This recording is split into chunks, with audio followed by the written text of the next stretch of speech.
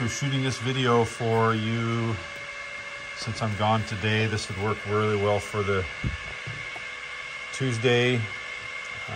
Waiting for me to get back on Wednesday. We've covered carburetors, but not sure everybody really has gotten it. So I'm going to take a couple of minutes here and go through the circuits for you to help you prepare so that you can explain it to me when I get back next week to get signed off for your carburetor sheet. So we'll use this picture. This is in the manual that I just showed you. There are 4 circuits. There's the float, the idle, the high speed, and the choke. And you should be able to explain where the fuel flows to me during those 4 circuits, they call them. So the first one I'd start with is the float. This is the flow jet type of carburetor. It's been cut in half, so you have what's called a cross-sectional view. This is the float. It looks like it's a donut here that's been, again, cut in half. So we're seeing the ends of the float. This is a needle valve that comes up and seats inside this seat, they call it. And the hose from your gas tank would have threaded in to a fitting right here, and the fuel comes over. And when this float drops down, there's a pivot point right here off my fingernail. That float will drop down. This seat and seal, the needle and seat will open and allow the fuel to flow in and fill up the float bowl. Those black lines that you see right there is the level of the fuel. And it's sealed so it can't run out. If you look at the carburetor on your engine, you'll see that on one end of the float bowl, or one side of it, there's a passageway that goes down through that opening, and then there's a needle valve sitting here that blocks and is sealed so the gas will not run out. So this is designed to keep the float level, the amount of fuel, constant in the float bowl. That's important for the air-fuel ratio to be maintained at a steady rate during the operation of the carburetor.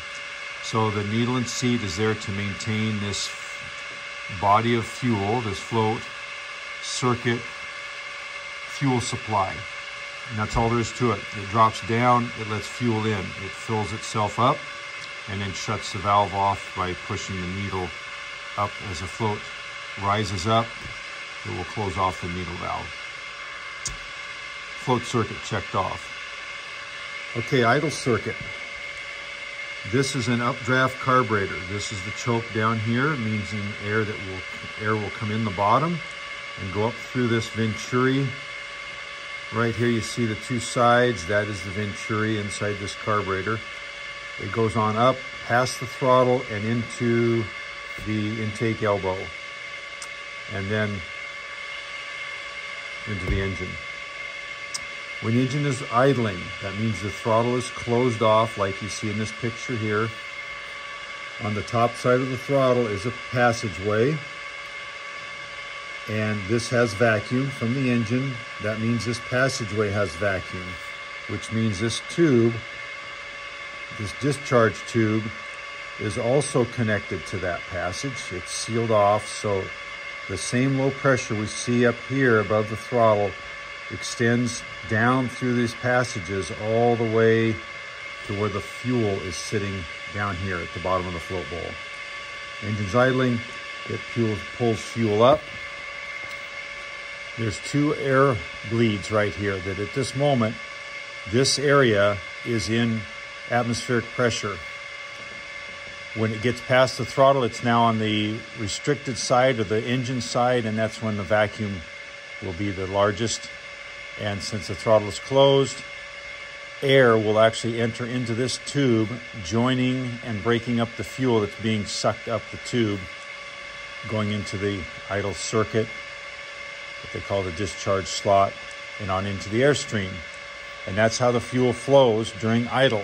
So to refresh, starts off in the float bowl. There's only one way out of the float bowl. It goes down and sits by this needle valve. When the engine's running, there is a vacuum that starts up here above the throttle, goes over by the end of this mixture screw, the idle mixture screw or idle valve. That vacuum then comes down this tube. So it's like a vacuum cleaner pulling up here on the end of that tube. It's going to draw fuel up. Air joins in to help break up the fuel as it passes by those two slots, comes up and then enters in with the air that's going by the throttle plate and gives it a burnable mixture for idle. High speed. Idle is the longest circuit, by the way. As you'll know here, it has to go all the way up the tube, past the needle valve or the idle mixture screw, and then on into the slot. High speed, we open this throttle up to where it stands up more of a straighter fashion, less restriction, faster airflow into the carburetor. Now the venturi will start to work. By that I mean it will start to create a vacuum because of the air flowing through it. Now our vacuum is not above the throttle plate like it was at idle. It has now lessened that vacuum because the engine's able to breathe more air in, but the venturi starts to work, and so it creates a speed up or increase in the velocity right in this transfer area, this venturi portion, which now these holes are now in the low pressure.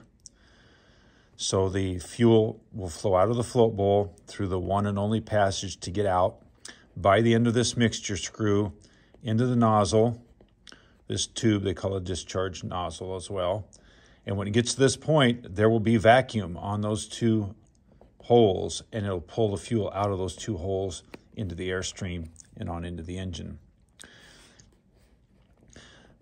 This mixture screw here will adjust the fuel that gets used for the high speed that we just talked about, which is going to be greater than what we need for the idle circuit. So we have an idle circuit mixture screw for when the engine's idling to be able to adjust that air-fuel ratio.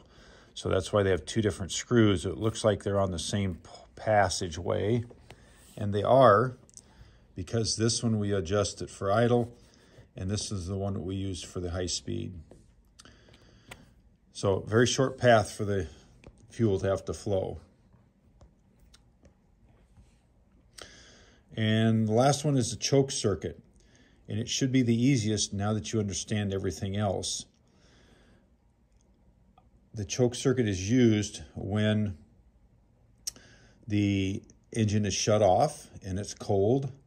The throttle generally is wide open because of the governor, so we would not have any vacuum on these circuits in that condition because a wide open throttle with the engine not running fast, the venturi is not going to work.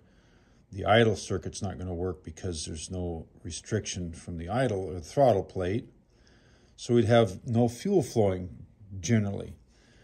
But the choke plate closes off down here, which creates a vacuum in this whole area behind the choke plate going on into the engine. Now we actually have fuel flowing out of the high-speed circuit and the high-speed and the idle circuit, both of them, because they're both in a vacuum. And now we have a very rich mixture. When the engine starts, and we have to start opening this choke up so we don't get too much fuel. So that's a summary of those 4 circuits. I hope this helps you so that you can take your carburetor and then explain it to me when I get back between now and the end of the semester and get that wrapped up so you can get credit for it. All right, talk to you soon.